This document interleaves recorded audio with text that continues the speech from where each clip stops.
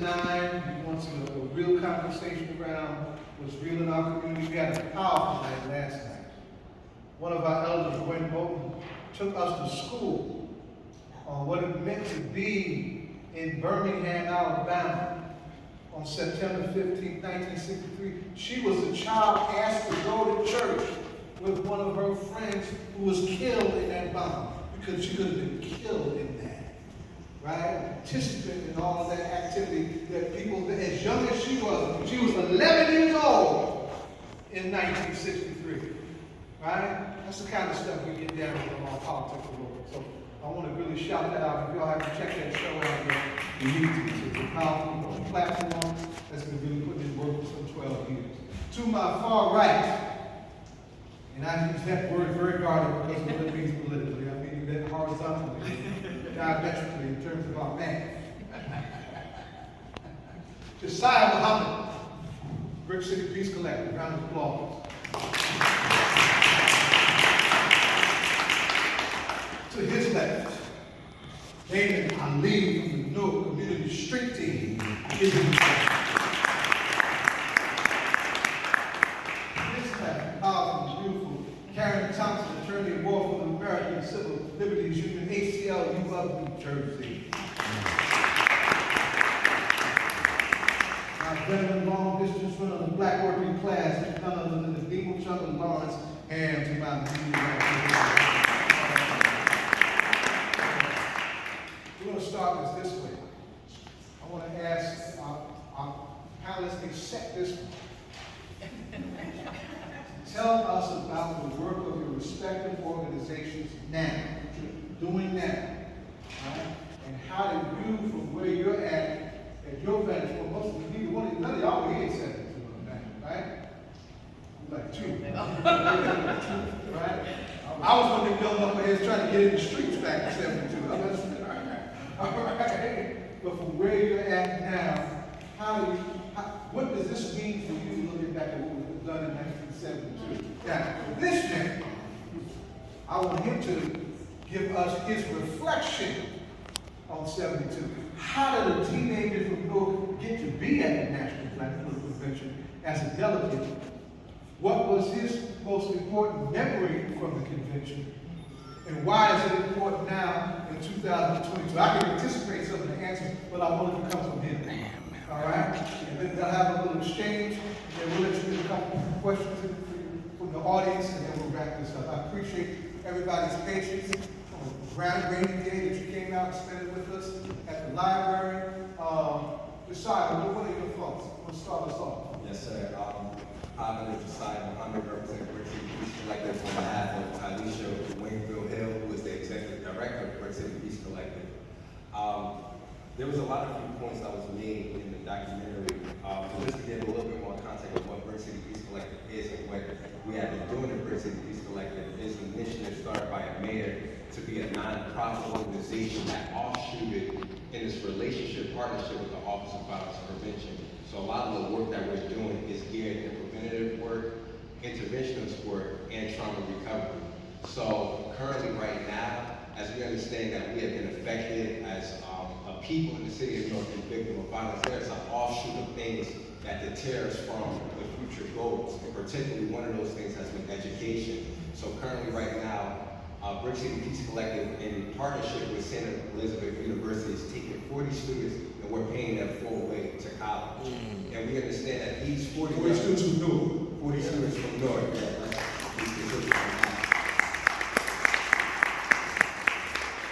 And these 40 students are affected. One of the qualifications to be in the program were youth that were affected by victims of violence. So they're on pace as a 4-track program to go into psychology, education, social work, and nursing. And another thing, what Brick City Peace Collective is doing is we have an RFP that's going to get released where we're going to be giving away $17 million in regards to violence, intervention, and preventative work programming initiatives and all that in that focus gear. So, and so just to make the connection of one of the things that I seen in the video, and I was just taking a few notes, and just hearing about the collective work, unity. There was a unity issue within our people during that time. And to hear that it's the same era, it's the same issue today. We have to come together as a people. And I think to me, one thing that stuck out was that the main focus that I was hearing was doing for self as a black nation, nation time. We as a people have been disenfranchised, and we don't really see the economic power that we have. And one thing Jesse Jackson said, that we spent $75 billion, and we would be considered the richest black nation in the world. And to this date, we spend $1.6 trillion in America as a black American.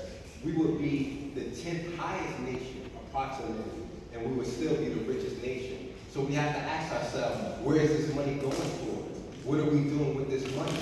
So when we start looking at these things and look at how we spend money, what is the mindset? Because Jesse Jackson was really rooted on that, the mindset of our people. We have to be still asking this question today. What is the mindset? What is the condition of our people? So we have to be rooted in changing the way we think and pushing self-development within our people in the programming and initiatives that we do. So it's so important for our NBK, North Community Street Team, to go after our people in the streets. And when we pull them out of the streets, we have to make sure the organizations that we do changes the mindset. What is social emotional learning? What is self-development looking like in the curriculum base? So I think those are the two factors that stuck out to me, was doing for self and our collective unity as coming together as a people. You just had a powerful retreat a couple of days ago, and I regret that I couldn't stay for both days. Is there anything you want to share with us that came out of what's coming out from the retreat? Oh man, I would just say that for those that's not a part of Brick City Peace Collective, please reach out to me, because I would love for you to work with these organizations, and that's the mayor's vision. And two of the factors for the retreat was identifying who's in our ecosystem and doing team building. Because the one thing we understand as us as organization, we're people who make up the organization. So people have to work together. And sometimes, you know how they say steel sharpens steel? We have to sharpen each other out. And basically when they say steel sharpens steel, that just means sparks is gonna fly. But that just means that we have to work together better in our relationship. And that means we're gonna ruffle each other out. But the beauty in that is that what does the steel look like once it's gonna get it sharper? What does the knife look like when it's gonna get it sharper? It's sharper, it cuts easier, and it allows us to do the service and the work at a more efficient rate. So it was a beautiful opportunity. It was beautiful. Thank you, sir. David Ali, what say you? Yes, sir. Peace and blessings to everyone. First, I want to ask the elders in the room, do I have permission to speak? Yes, you do. Thank you so much. North Community Street Team is Mayor Baraka's community-based public safety initiative that was started initially in 2014 as a way to actually engage the community members, many of those of us that were a part of the problem, to become the solution. And so what we specifically do here in the city of North is individuals like myself that have an experience of, how can I say, being a menace at one time in the community, to become the mentor in the community.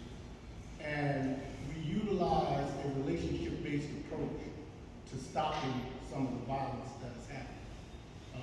We go in those backyards, many standing on the shoulders of what was done by the great North Anti-Violence Coalition, and being in those backyards and being in those back rooms and hallways and things, and having conversations with individuals that may be the perpetrators of violence in our community.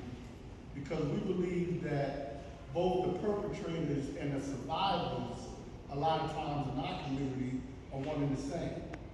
You shoot me, I shoot you back. We heard Reverend Jackson talk about us addressing what is happening in our community on our side and some of the ills that are happening in our community. We've been doing that forever.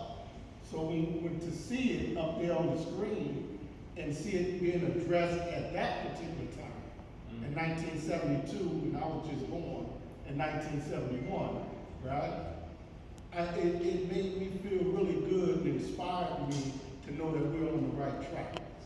To know that, you know, the work that we're doing with the mayor's vision of North Community Street Team, and not only halting the violence and using our relationship-based approach to ask individuals in the community not to do something, but also going behind that and using wraparound services of mentorship, wraparound services of therapy. Therapy that's not from just a clinical thought, but therapy that is from a black thought. Therapy that is understanding our cultural perspective on the things that we have dealt with historically through the trauma that we've experienced. And so those wraparound services are given through not only therapy, through a case management like outlook and guidance, but also with victim services. We have victim services where those individuals that are in our community that are harmed receive services right after they are harmed. We go right to the scene with Reverend Roundtree, with other members of our rapid response team from Brick City Peace Collective and the Office of Violence Prevention. I just have to say that I was there too this past 2 days with our retreat that we had with Brick City Peace Collective and all the other members. And it was a wonderful time to be able to see how the collective perspective needs to be implemented in today's 2022, not 1972, but 2022. So I'm just very honored to be up here and be talking with my brother Josiah and the great Larry Ham and my sister right here, because I watched Larry Ham when I was inside the penitentiary and all the movement was going on with the Million Man March and things that was happening in North, and I was like, who was this guy here? You know, with the afro and the big mustache. He looked like he's straight out of the 60s, man. And I listened to them on Like It Is and different shows like that. So it was an inspiration to see what I saw then, and it just connected the dots of what I've seen continue to happen in this great city of New York. Yes, sir. Give him a round of applause.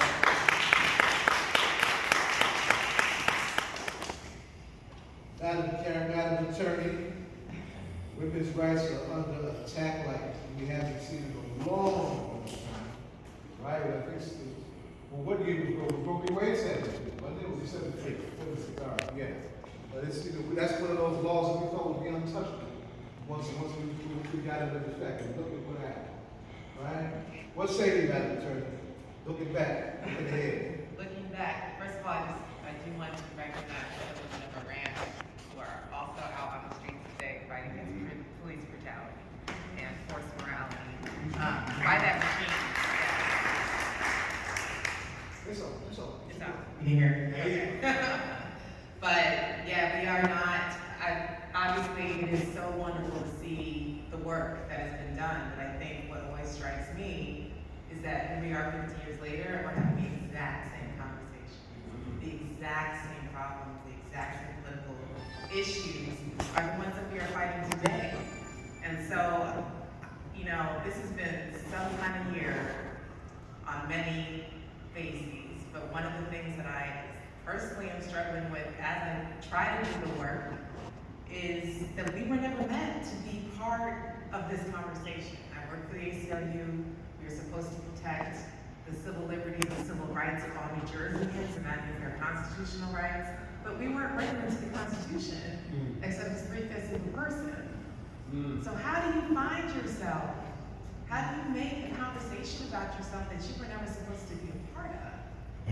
And so while I am struck and my heart is bigger for hearing what I heard today, the part that I am struggling with is that we are still struggling with it. So I have to think of Mr. Baldwin and think about Afrofuturism and how the way that we get through it is we have to imagine what we do not even know. And so that is what I think is my work. my legal work is to think about how to make us speak, how to have us show up, how to have this Constitution mean to us when it wasn't meant to mean to us, it wasn't meant to represent us. We have work to do. And this term, the Supreme Court term is about to start again, and they're about to start it all up again. They've made it hard for criminal defendants to get a new trial if they have shown that their counsel did not do a good job. They're going to take Ain't that in on. the Constitution too? You would think a lot of things in the Constitution that don't seem to apply that much anymore, unless it's about guns. So, you know, we just have to, I think part of the community is keeping our electeds on point, making sure that we remain a united voice on the issues that affect us, from policing, from brutality, from violence, but also the things that make our community stronger. And that's something that we can also do, and we can force the people we vote for to do as well.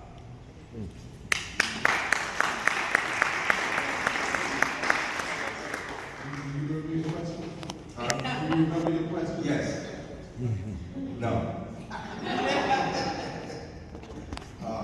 First of all, before I say anything about Gary, I just want to say I got a call this morning from someone in our community that is really suffering. They need housing, and they need housing like as soon as possible.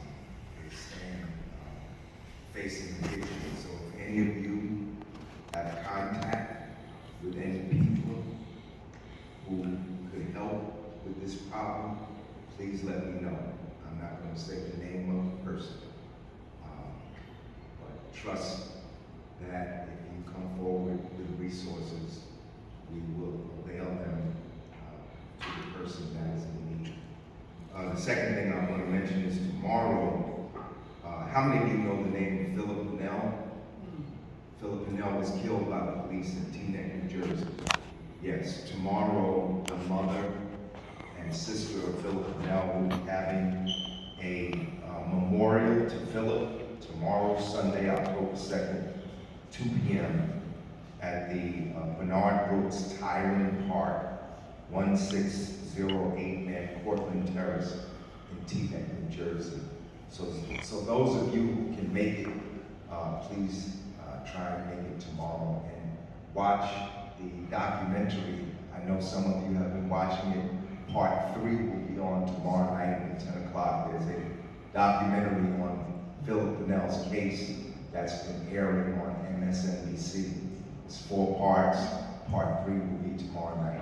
First of all, It's called Model America. That's what right. you're looking for, Model America. right. First of all, let us give Equal Justice USA a hand for sponsoring this program. And the Newark Public Library. And our esteemed moderator, Baba Zaid Muhammad. I was sitting here for a minute and I thought, you know, it felt like Black History Month and I had to shake myself. But it was a good film, right? The question was asked, how did I get to Gary? I was at Gary, Indiana. I was at the National Black Political Convention. I was a delegate I was an elected delegate to the National Black Political Convention in March of 1972. Were any of you that in the audience said Gary? If you were Gary, give Brother Cheo a hand. Big man. How did I get there? Well, in 1971, I was a senior in Arts High School. We had a tremendous student movement at that time. In March of 1971, we walked out of Arts High School. We marched down to the Gateway Hotel, which is now the DoubleTree, across the street from Penn Station.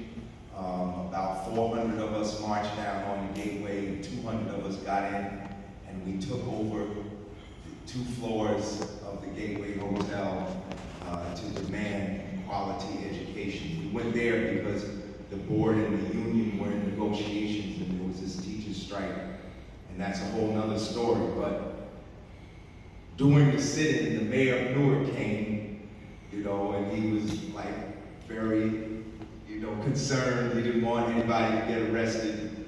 And we met at that time, and we presented the demands that the students had to him.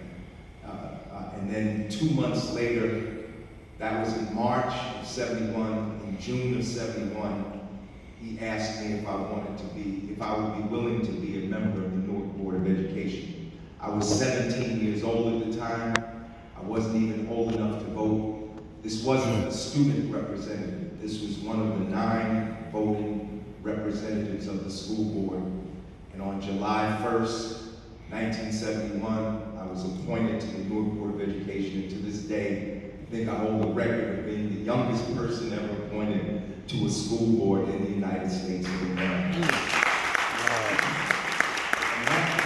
that wasn't because of any individual prowess on my part. It was because we had a movement. I mean, you can't imagine today, maybe Cheo could imagine the movement that we had with thousands of students march together, not 100, not 2,000, where 8 high schools would walk out on the same day and march down on the Board of Education and come to the board meetings. There'd be so many students that they would have to move the board meetings from City Hall to Symphony Hall because the students were like en masse. And because of that movement, they said, well, they need representation. They have a voice. So I was appointed in July, and it was in August of 1971, that Cheo Majadi came to me at City Hall in Newark and said, Imam wants to meet with you. I knew who that was, And so in August, a meeting happened between us, and it was at 502 High Street. How many of you remember 502 High Street? Well, where St. Benedict's is now, you know St. Benedict's? On the corner of Springfield Avenue and Martin Luther King Boulevard, where the gymnasium building is now. There was a building there, 502 High Street, that was the headquarters of Amiri Baraka's organization called CFUN, which meant Committee for Unified Movement. And I met with Amiri Baraka there in his office. And from that day in August forward, we became close friends, comrades, and he involved me in the work of the National Black Political Convention. The film was excellent. I think everybody should see that film.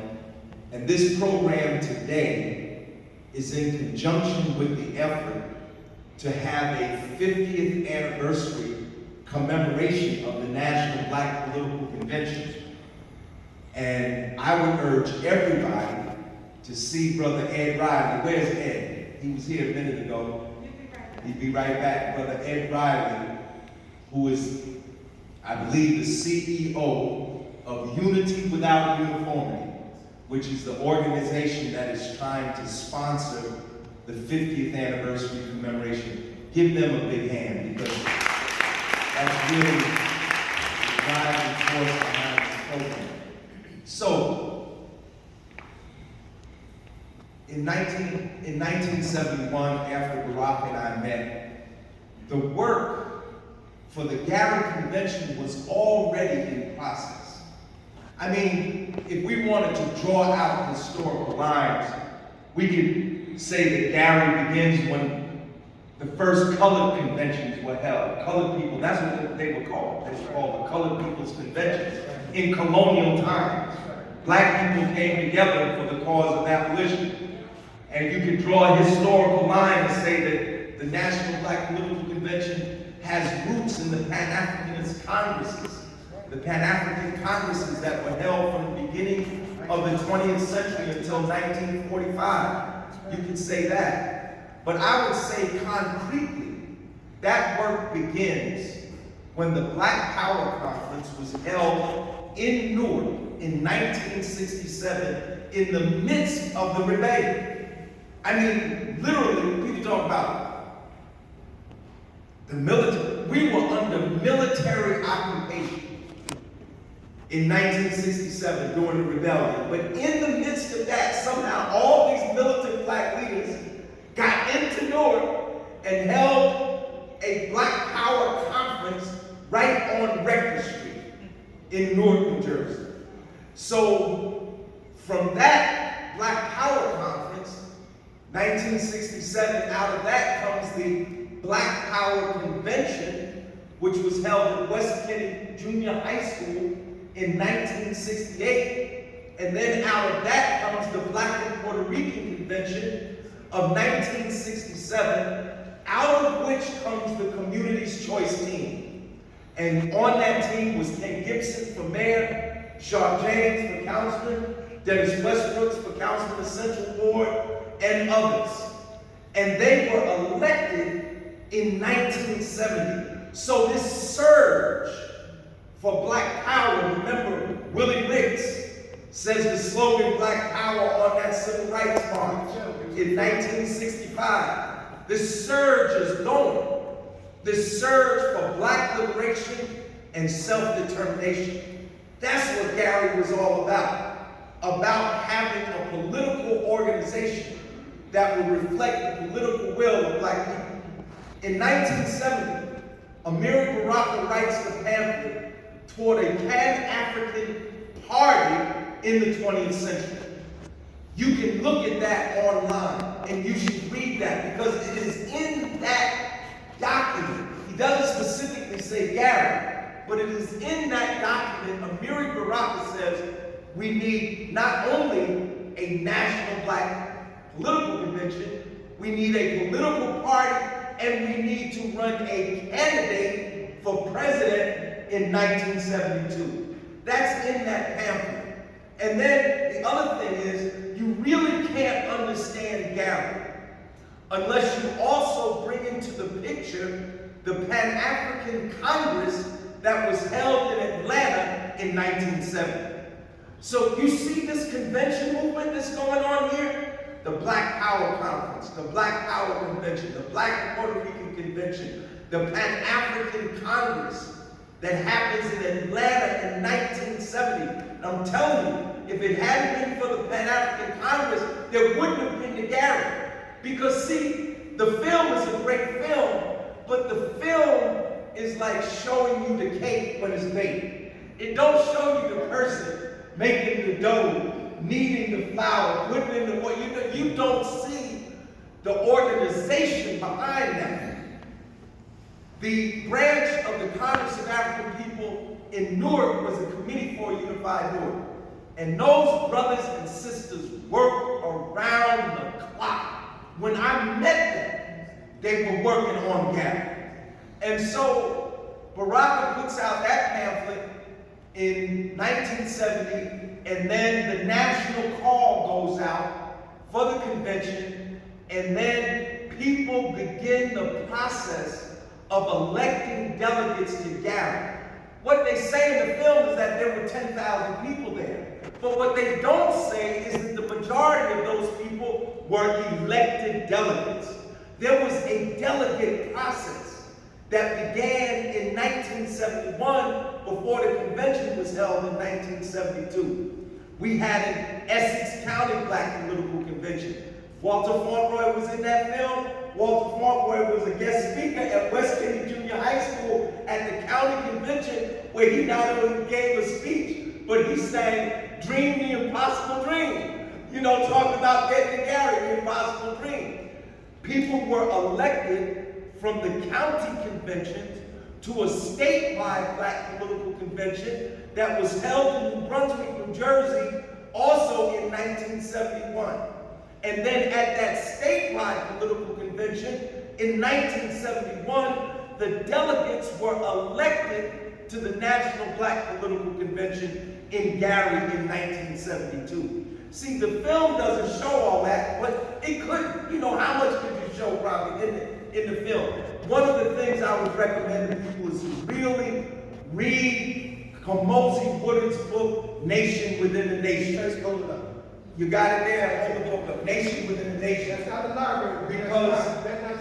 Because in that book, this whole convention process and what went on behind the scenes is discovered. So I was elected down to the state, and then I was elected along with the other. We had a whole delegation from New Jersey, it wasn't just me. We had a whole delegation from New Jersey was elected to go to the National Black Political Convention. Now, one of the things that happened to me when I was on the school board was, you know, students were getting thrown out of school. Like, y'all take the red, black, and green flag for granted. Now, maybe not now, because now they got this CRT movement, and they trying to ban black history out of colleges and schools and stuff. But students were getting thrown out of school for bringing the red, black, and green flag to school. So I was on the school board.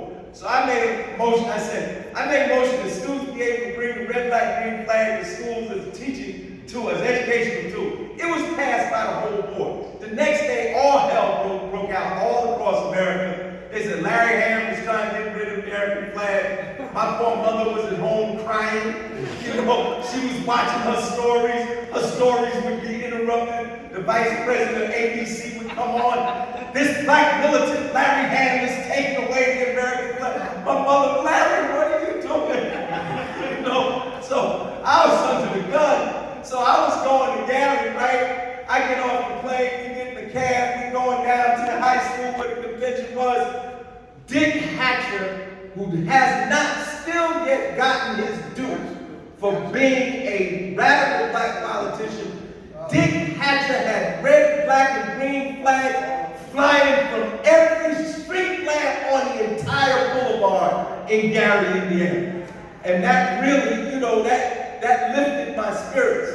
But that's how I got to Gary. And Gary was such a transformative experience for me. It was after being at Gary that I asked Amiri Baraka to give me an African name. You know, because I was struggling with that, right? I was struggling with it. But Gary made, you know, I mean, see, I didn't come from a political family. My mother, my people, they was not NAACP. My folks didn't even go to church that much. You know, so when I went to Gary, it's like the first convention I attended in my life. And I see I'm off the corner of 12th Street and 16th Avenue. That's where I grew up. All of a sudden, I'm in this hall with 10,000 black people that's moving like they a government. Like they making an agenda. They hammering out an agenda for the black nation. I was like, oh yes, this is it. This is where I got to be. So I asked Baraka to give me a name in March. And at the end of March, he gave me the name Adimu Chunga. Now there's a piece in the film where you see they have this disagreement, right? Oh, you see that they have a big disagreement. But the film really doesn't tell you what the disagreement is about, does it? It just tells you there's a disagreement. And you know that the Michigan delegation is involved because they're mentioned, but they don't tell you. Let me tell you what the disagreement was about. The disagreement was about not just the passage of the agenda, but about one of the platform planks in the agenda. Because they wanted to pass the agenda as an entire document. They didn't want, have y'all seen the National Black Political Convention agenda? Everybody should get it. And you don't have to buy it. It's online. All you gotta do is Google National Black Political Agenda Convention 1972. You can read it online. And in preparation for the 50th commemoration, I think everybody that's going to be involved in that should read that. So they were trying to pass the whole thing at one time, and people had gone through it. But here was the rub. There was one plank, there was a whole section on international affairs. Because black people have ideas about international affairs, don't we? You know, we all Pan-Africanists. At that time, all the colonies were still in place. All the Portuguese colonies and South Africa was still under apartheid, and all of that. So we had positions on international affairs. But there was one plank that said the National Black Political Convention supports the right of self-determination for the Palestinian people. That was the bone in somebody's throat.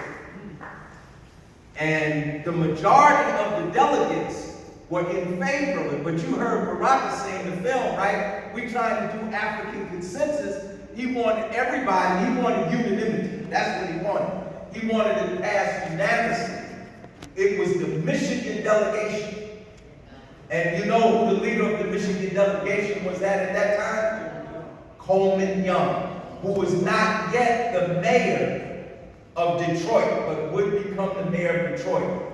They did not want to pass that particular plan.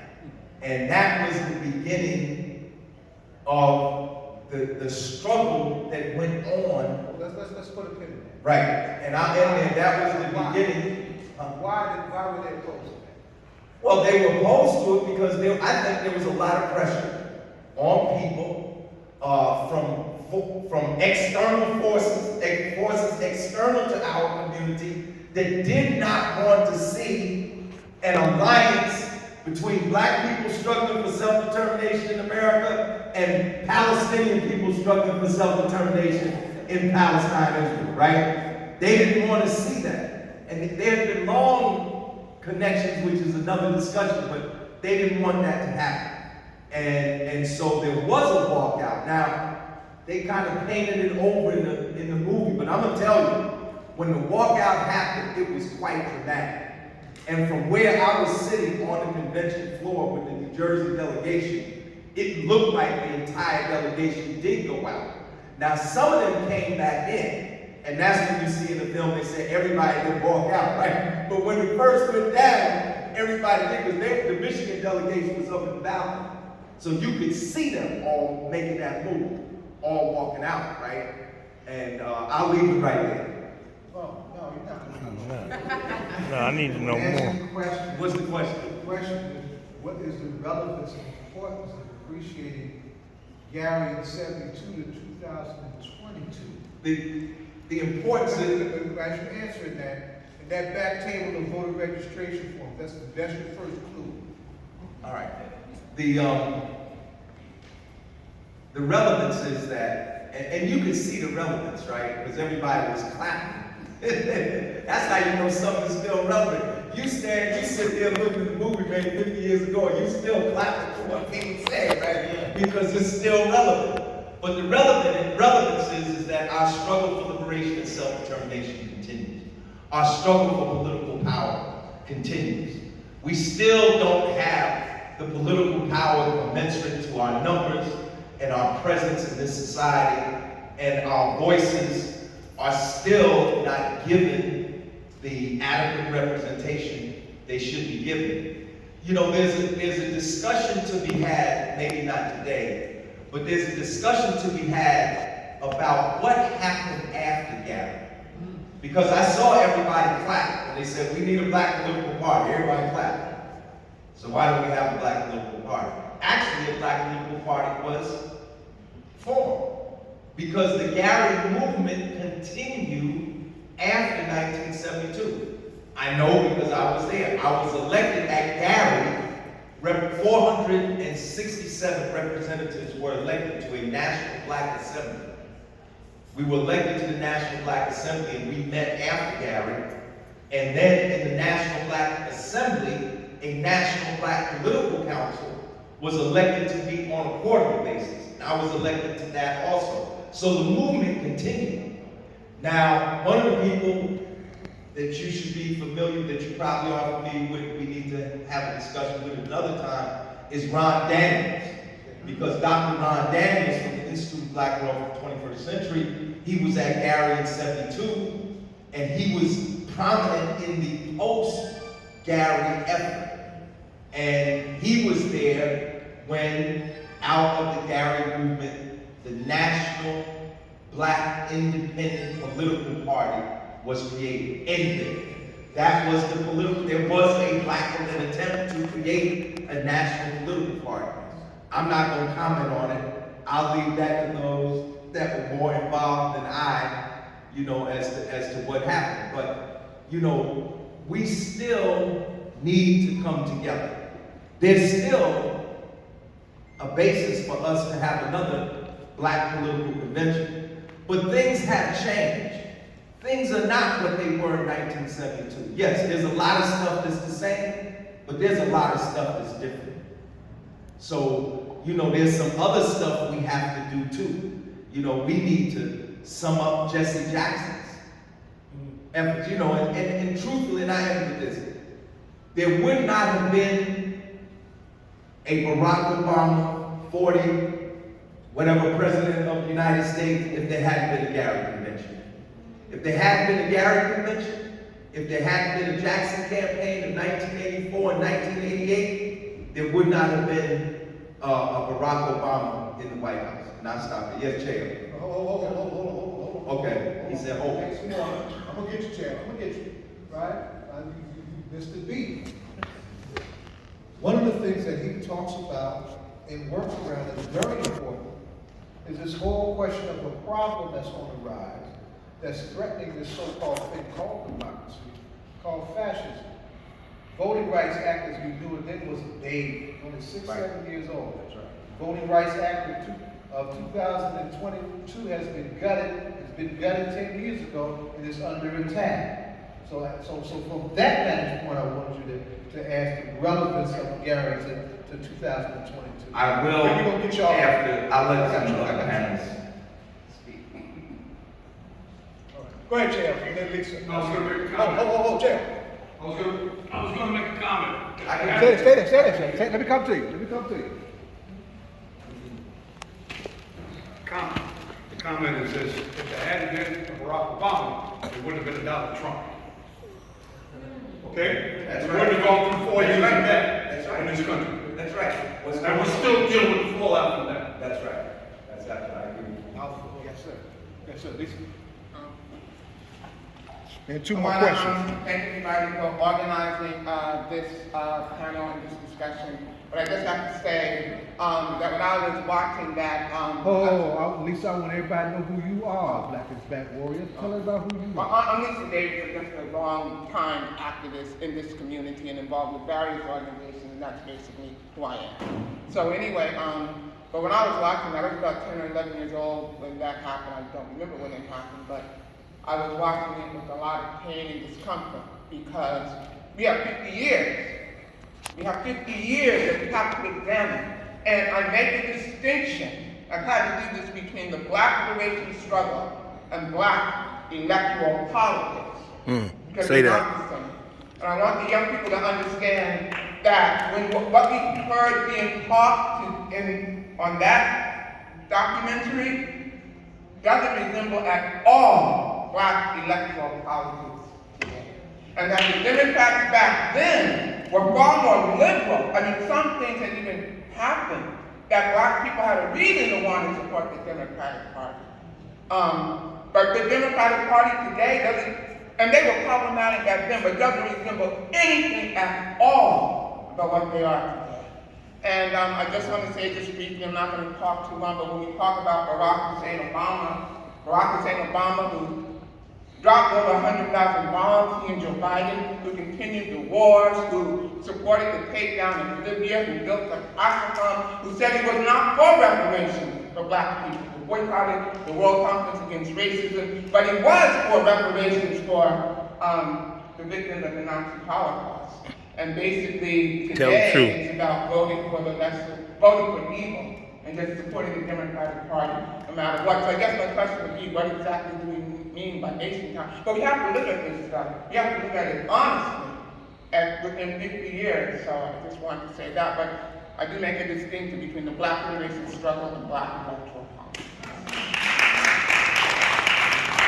As his next hands go up, I want you, Lisa was being modest, right? You also saw in that film, the so-called A-Trap Brown knocking man Jamil El-Amin. I'm lifting him up because you're not going to find me anywhere in the public talking about black power, black liberation, without talking about the freedom of my comrades who are still in prison, right? Just a little while ago, somebody's FBI raided an organization called the Uhuru Movement, the Black is Back Coalition, under the pretext of interfering with elections with the hand of the Russian Federation. And under Joe Biden and the Democratic Party, this is the The FBI is party neutral. No, but Go and I'm tell saying Pro it's still started under under the the Democrats. But I'm just Go and tell Pro started under Democrats. I'm not leaving no stone unturned. I got you.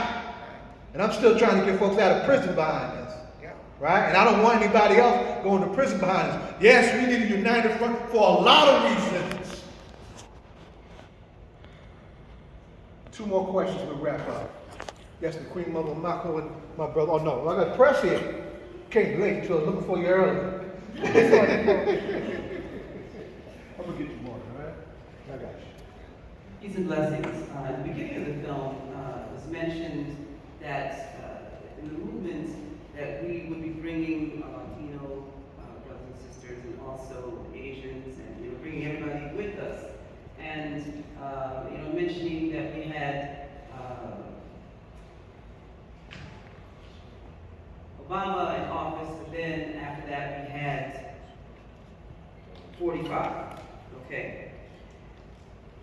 Let's remember that when 45 was in office, that a lot of Latinos and Hispanics and other folks abandoned us.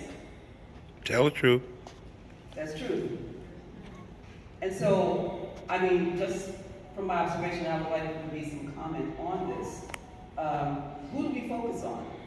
Okay, I mean, we had this dream that we were all together 50 years ago, and that we would all be working in unification. But then, at this point, in truth, the Hispanic community has been focusing on themselves, and they have gone where they needed to go. Okay, there are some who are still with us, but there are folks who have just divided and focused on themselves, and where are we? Do you want to address it to anyone in particular? Brother Chairman? That's an excellent question. First of all, let me say that the film did not show the struggle that was going on. See, there's a kind of myth when we look back on the past that we were all together. And it gives the impression that somehow there wasn't really struggle going on among us. And there was intense struggle going on among us. You know, one of the things we don't talk about in the history of the Black Liberation Movement is the struggle, the internecine struggle that went on between Black organizations. That's right. Some of which led to the deaths of people in the movement. And that's incontrovertible. That's right. I'm not going to get into who was right and who was wrong, but we know that there was struggle among groups, and the struggle became antagonistic, and the struggle became violently antagonistic, and it led to the deaths of people. And even when people didn't get killed and people didn't get beat up, there was political struggle that was going on. But see, one of the things I think we all have to come to grips with is that on the one hand, we have to build our organizations, but on the other hand, we have to build the movement. And that's 2 types of organizing. It's not the same thing. No one group is going to liberate us. This is Larry Ham speaking. And you can debate me. No one group is going to liberate us. It's going to take a united front. And as much as we might find that distasteful, it's going to take a united front that's even going to force us to work with people we might not normally work with. So Gary was a united front. And the contradictions were navigated to the point that it could bring together. I mean, look, you had Bobby Seale that was there from the Black Panther Party. Wasn't he there? He was there, right? It was my imagination? No. Bobby Seale was there. All kinds of Black people were there. You had Betty Shabazz sitting next to Coretta Scott King. Mm-hmm. If that's not the greatest example of the need for the united front. Them two sisters knew what was, and they weren't just sitting there like this, you know, like I just see people when they don't like each other. They were sitting there talking. They were sitting there talking. And we brought Betty Shabazz here many times with People's Organization for Progress. So to have a united front, it's gonna have to be a united front of all the different sectors of our society. And even some elected officials, those that will agree to be in the united front.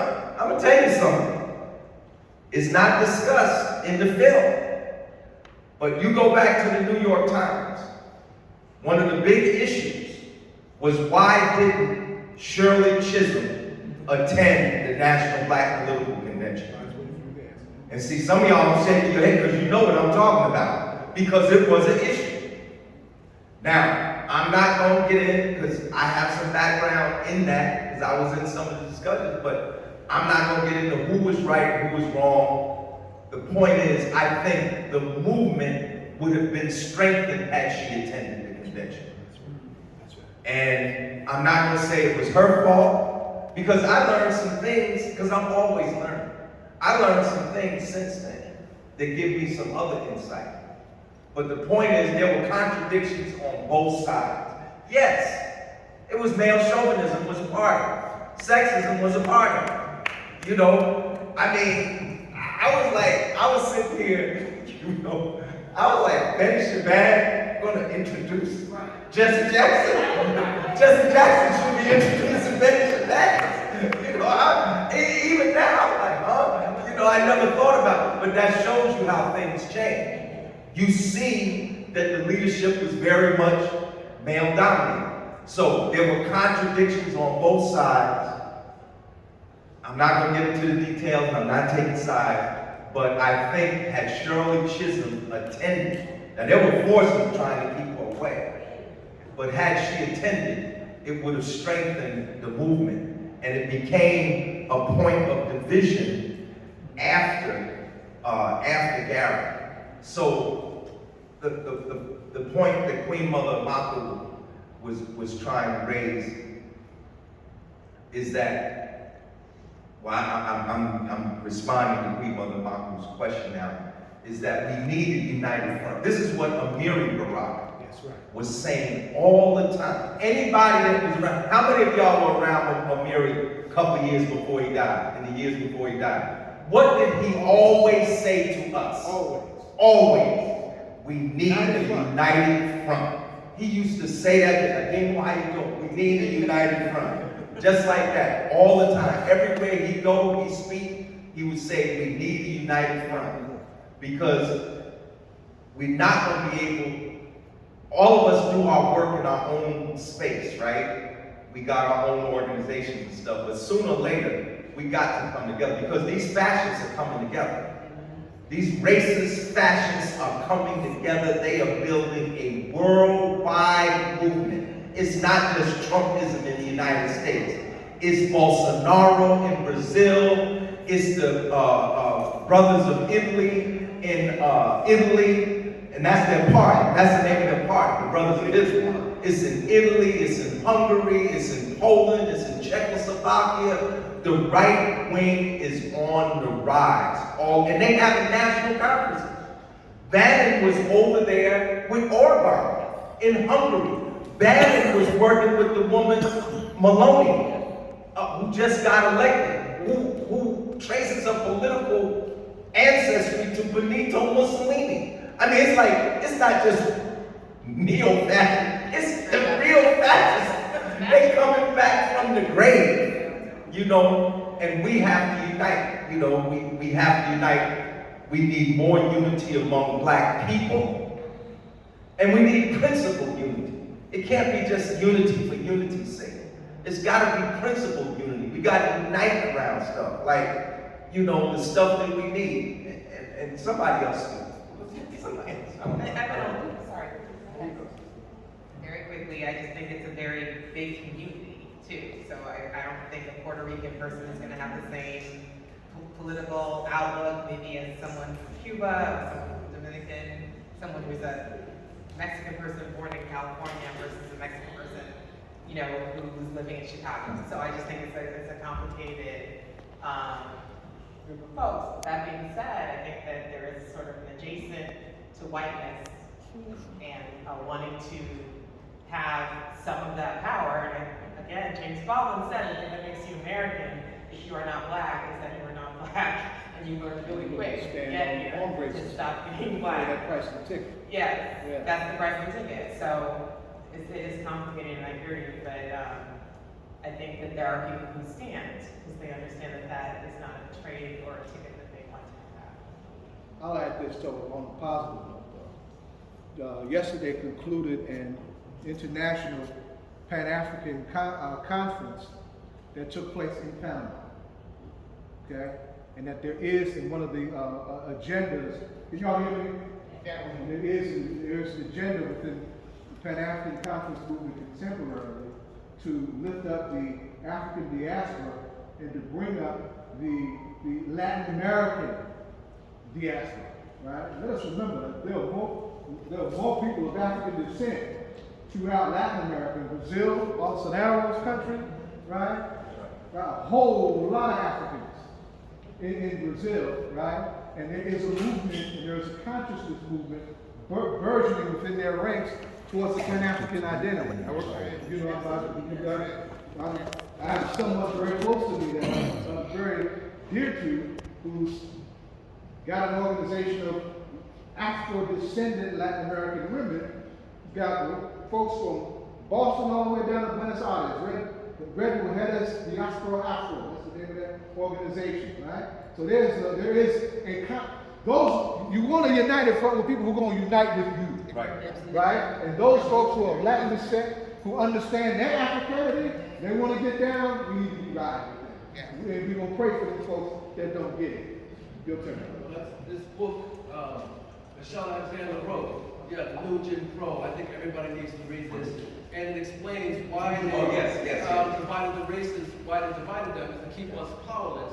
Yes. The biggest fear they have is the races coming together. That's right. Because if we all unite, we can defeat evil. We can defeat all the wrongs that are doing to the low-income people of this country. We can defeat that by coming together.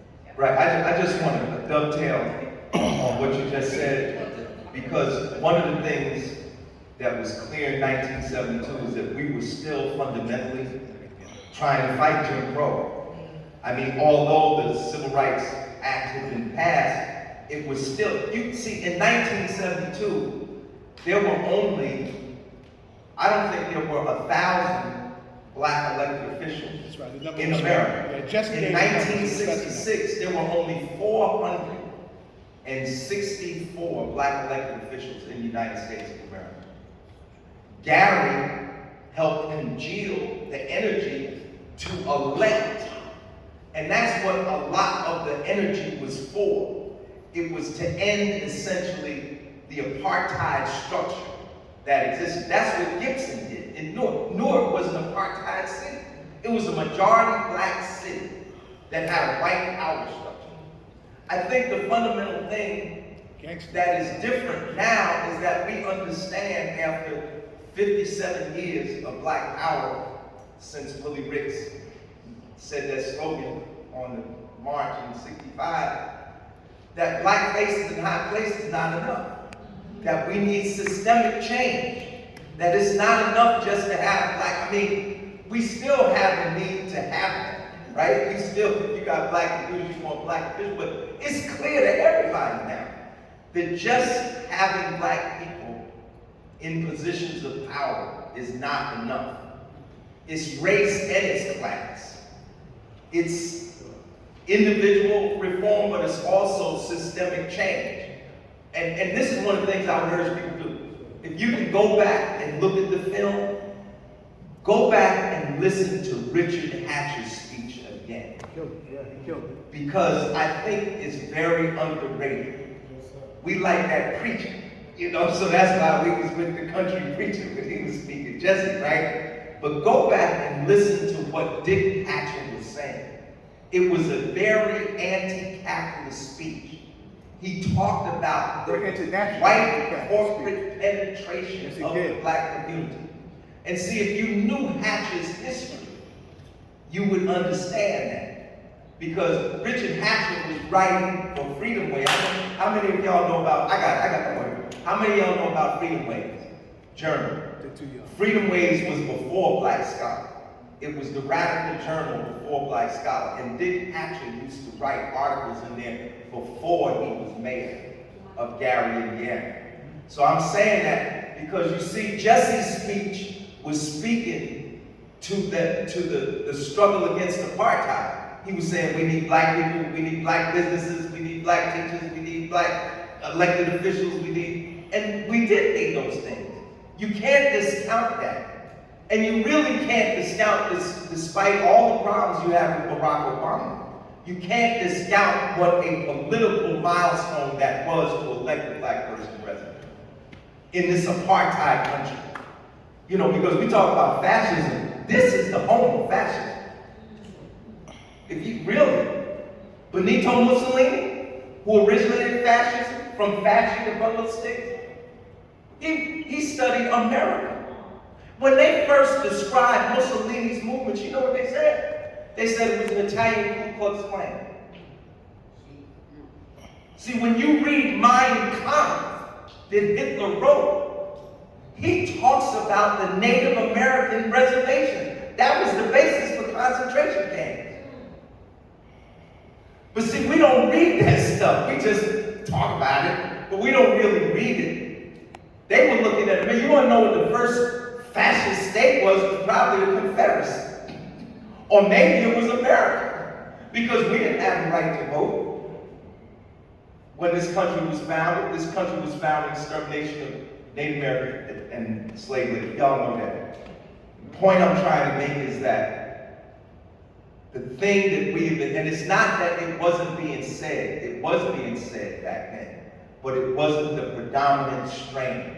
It wasn't like when you play chords on a piano, you hear one note in the chord above all the others. It wasn't the predominant note. The predominant note then was race. And race is still issue. It hasn't gone away. But we also understand it's class and it's also systemic change and institutional change. I'm sorry, folks. Hold on. We got line. Hold on. We got you already. Hold on. Let that brother speak. Let him speak. I interrupted because Just saying, we talk about what we don't have. We have economic power. We spend money every day. If we were to stop and control that money, we could show the United States, everybody, the power that we have. got habits, we have too. to flex our economic muscles and withhold that How money. much money do we have? We have billions of dollars. 1.6 We have trillion. trillions of dollars. 1.6 trillion, yes. Collectively. We're not going to spend no money tomorrow. Collectively. The United States feel that they're going to come to us and ask us what we want. All right, we need to show them that we can control our money, we can control ourselves, and we can use our economic strength and make our lives better for ourselves. That's what we need to do. People don't like No, I that. can hear. May I interject? Go ahead, Jack. I'm sorry. You ignore me? See this? One of the things that I want to highlight is that one of the things when you look at America, what's happening, it was with the expectation that America would become a melting point. And it was, I remember when they first came out with the census, they said by 2060, America will be a majority minority state. And then when you look at that adjustment now, it went from 2060 to 2040. So it's with the expectation that America is going to be a majority minority state where white people will not be the dominant power anymore. And as you look at white supremacy is the unnamed system that keeps them politically strong with institution and infrastructure. And as we're looking at what's been happening, you know, one of the things that I just want to highlight is that we understand that we've been brought here on slave ships and in 1555.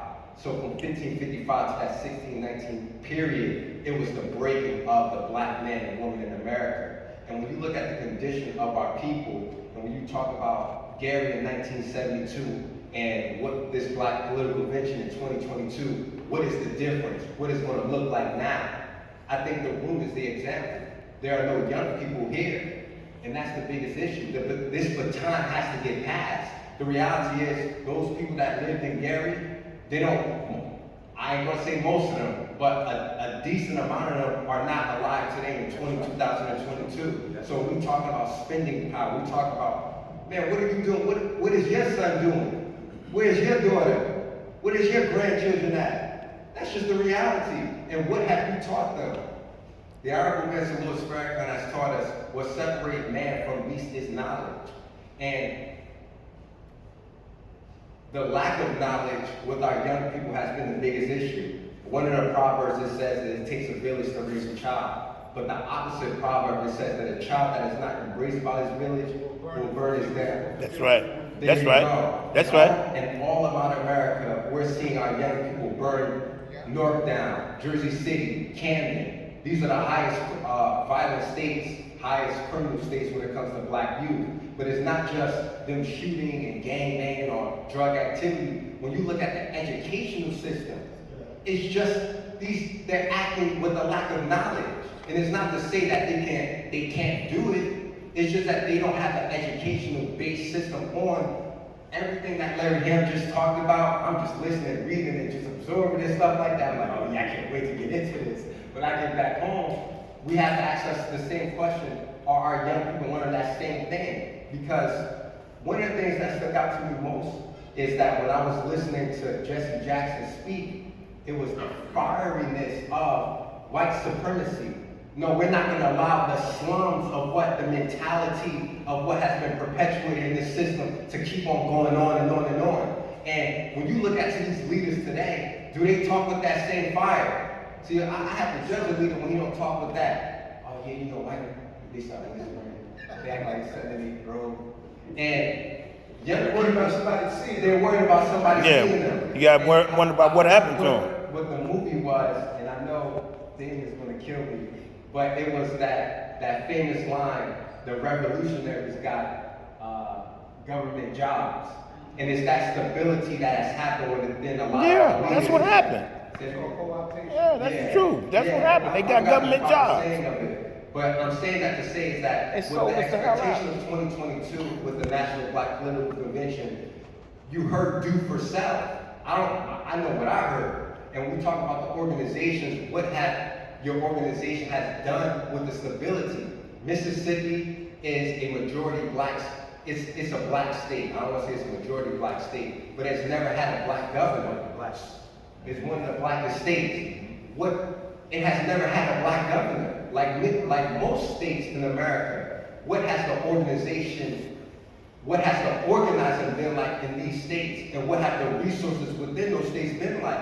And we talk about our relationship with Cuba, or you talk about our Latino relationship, like Assata Shakur's time in Cuba really developed a lot of how they see us and we see them.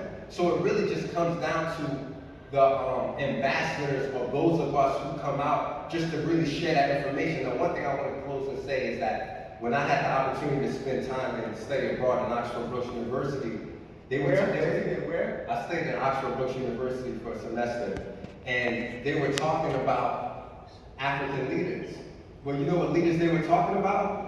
Martin Luther King, Malcolm X, because we have always been the power base for revolutionary, we have always been the power base to push black thought and move on it. Not just talk about it, be about it. So we are very central in the rising of our people worldwide.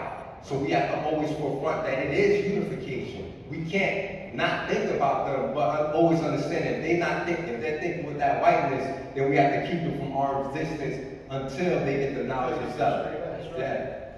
Now, one of the places we want to go with the site you and I talked about, but we have to make it happen, is that we can do an internal training with BCP with this. Right? So we need to talk about this doing that. Yes, sir. Right? And have that within our ranks, right? Have those folks get that, right?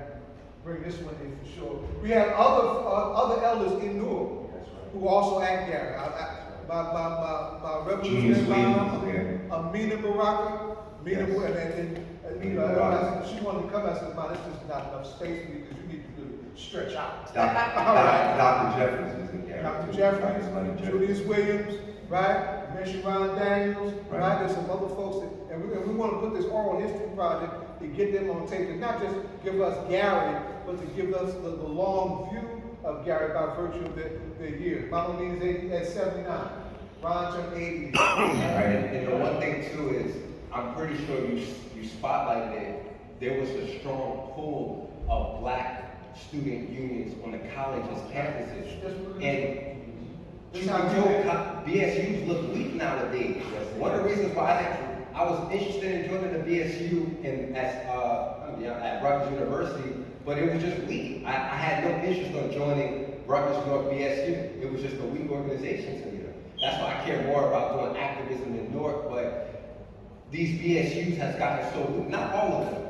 Some, they care more about partying nowadays, but not all of them. And if we can pull on them to refocus on bringing out Larry Hamilton, you should be going you should be at, I was at Rutgers, New Brunswick, I was at HBC, I was at Howard University's BSU. Hopefully there's all the biography that helps with that. That's coming out. But it should always still be that constant pull of, man, you should be everywhere.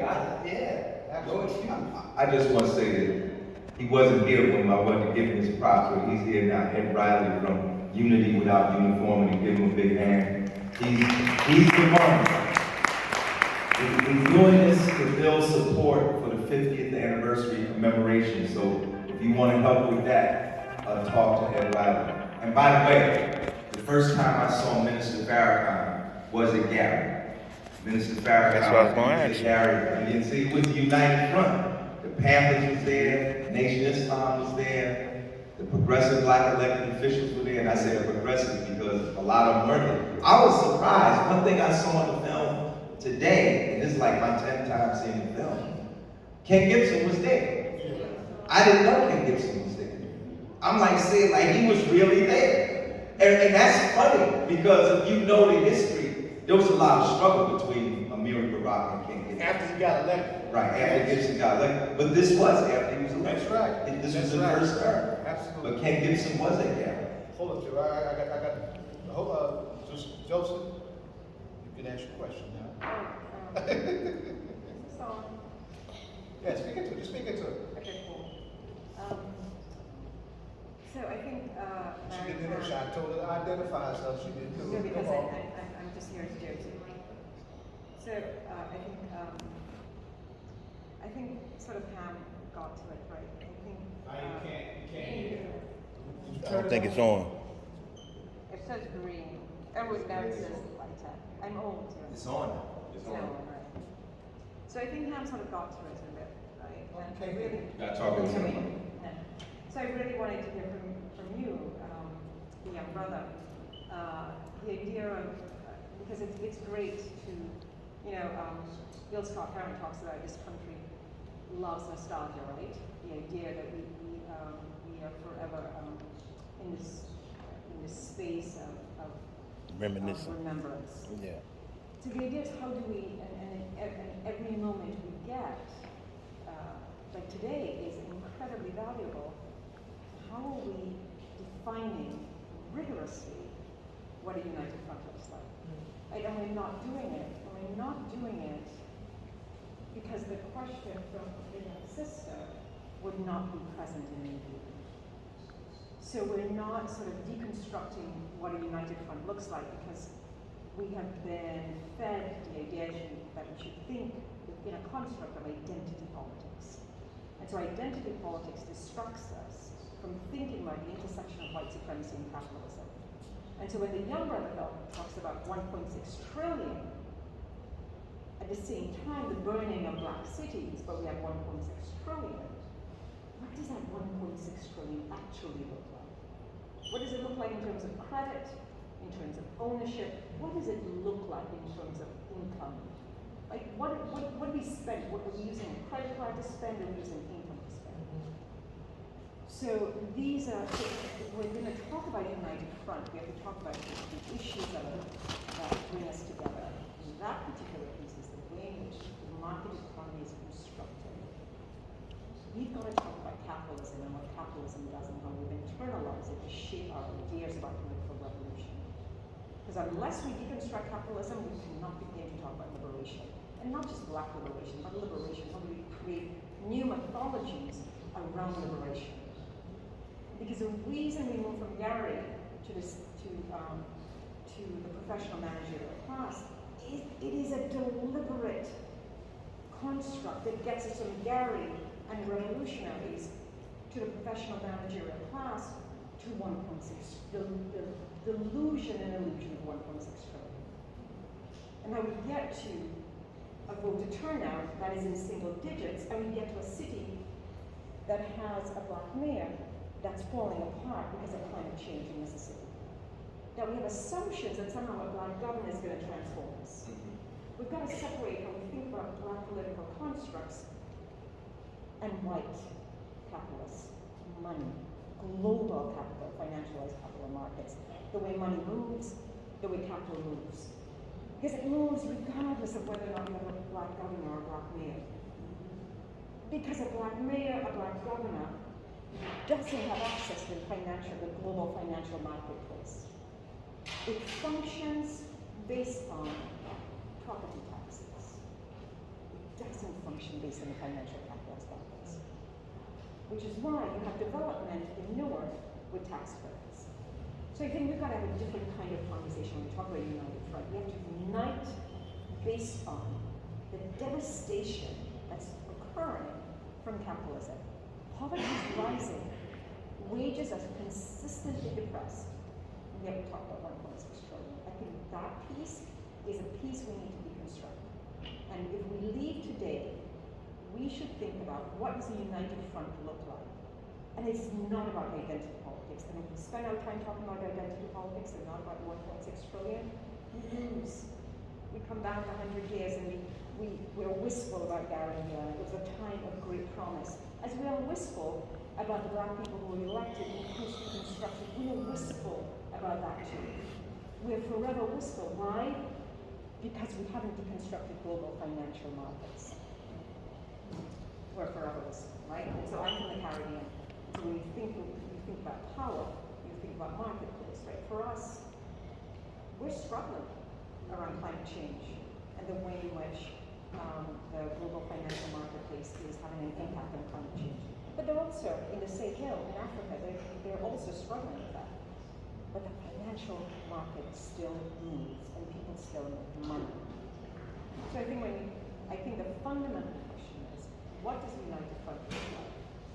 I think Han gets to it. I think I think you're getting to it. I think that's what we should be talking about here. What does it look like? What does it look like to move the voting, the voter turnout to X percentage? What does it mean to actually give a mayor, power over money? What does it mean? Does it matter that we have a black governor? Does it matter? We haven't asked ourselves that question. And Mary said, yes, we should have black power. But what does it mean to have black power? Political power in a space where the global financial marketplace is out of reach and defines the coffers of cities and municipalities and the way in which we fund education and all of those things, right? So I think I'm interested in what a United Front looks like and how that sort of integrates the black radical tradition and how that sort of gets us to black liberation, as our sister Lisa talks about. That's it. That's exactly why a lot of Hispanics jumped to 45, because they saw him as the one who was in the money game. That's right on point. Well, I'll first say, when you look at the $1.6 trillion spending power of Black America, and you look at the breakdown of what we spend our money on, you see the focus of it is on material.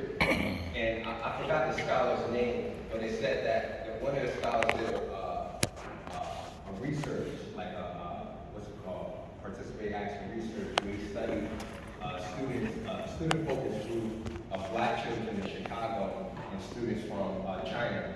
And he said, he asked them what are their goals for the future.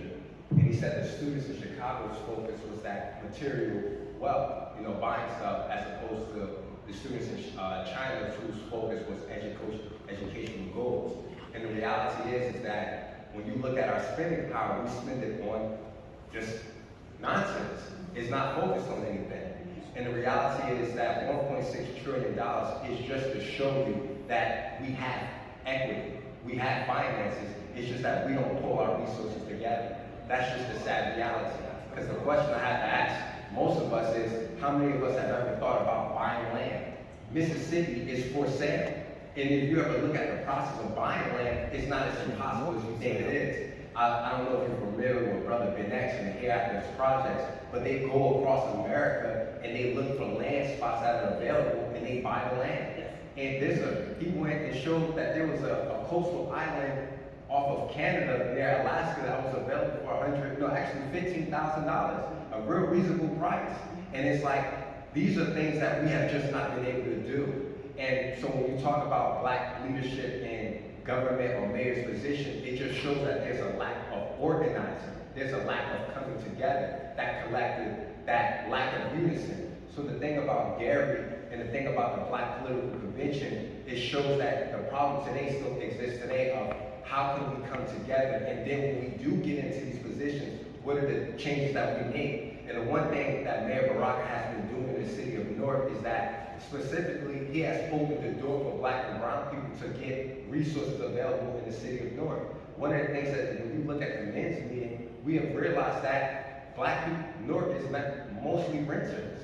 So when you look at that, what has been happening in a lot of the projects, and very specific to us, he has been opening that access to go to Equity EHD, go to purchasing, get you some land. One of the projects in the city of Newark is that you can get land for less than $10,000 and you can build on it. And this is a project that he has made available to us. So when you talk about that equity and that spending power, we have to refocus what we spend our money on. That's really as simple as that. We have to refocus that on, instead of buying beauty care products. And naturally, we want you to look good, of course. But we have to just bounce brothers. We need to bounce for that. And the last thing I want to say is that, can you just think about how, I can't remember what group it was. I think it was LL Cool J. It was when Air Force came out, it was originally $67. They said they did a video promoting Air Force, it jumped up to $99. Now Air Forces cost $120. There are certain Air Jordans that cost $4,000, $10,000. And we go our way to buy these things. So when I talked about education earlier, it is the fact that our mindset, as Jesse Jackson said, it's the slums in us when we snatch our own black women pocketbooks. It's the slums in us, in our mentality that just thinks low in the desire to get material things. So that spending power first has to be what? Recycled in the black community. We can't have liquid money.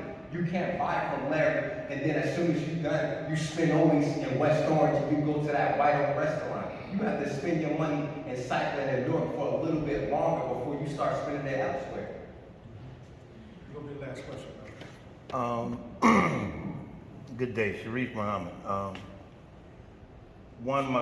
have Sharif Muhammad from the Newark Community Street. No Community Street Team, absolutely, but I'm not speaking today on behalf of the North Community Street Team. Let's be clear. My boss does that. This is kind of like from so many different places. I wanted to comment they said so much great stuff that it was hard for me to keep track, right? But I had a question for Mr. Ham. I wanted you to revisit the part where you talked about the Michigan party walking out and why, right? You visited briefly talking about Israel, right? Two, I wanted to be duly noted that I am from African ancestry. My light skin is by way of my also Puerto Rican ancestry. However, I do not call myself a Puerto Rican. Why is that? It's because I understand history. Not Puerto Rican history, not American history, not just African history, but world history. Right. And I understand that the Taino was an African. You understand? So I call myself an African ancestry. I don't get caught up into all of that stuff. We was talking about briefly about people and how we come together. We didn't use that expression, but we talking about come together, forming alliances, right? I think it was John Henry Clark, our renowned scholar of history, who said that black folks lack the inherent selfishness for survival. And I believe that. And I say that because we get too caught up and preoccupied with what other people think, as opposed to just forming a collective ourselves. When I wanted to ask again, this is another part of the question. When we talk about unity, a united front, what does that mean? Who are we talking about including in that so-called united front? We was talking about numbers briefly, right? The brother said $1.6 trillion, right? And we're talking about capitalism. The sister was talking about capitalism and how we need to get a grip on that. We need to focus our resources and get a grip on where our money goes and what that looks like. One, I'm of the understanding that capitalism is merely the result of racism and supremacy. That's all capitalism is. It's a byproduct of that, of a mindset that says that I'm better, you're worthless, I need to control what you have to benefit myself. It's a mindset, right? I think that when we focus so much on capitalism as opposed to how we think as a people, we become the same people that we call ourselves fighting against to get out of the situation that we're in. I'll leave the floor and turn the mic over to you to answer the questions in relation to how does that look, the United Front, and what was that about with the Israel thing? Well, One that I just want to acknowledge, Andy Richards is here from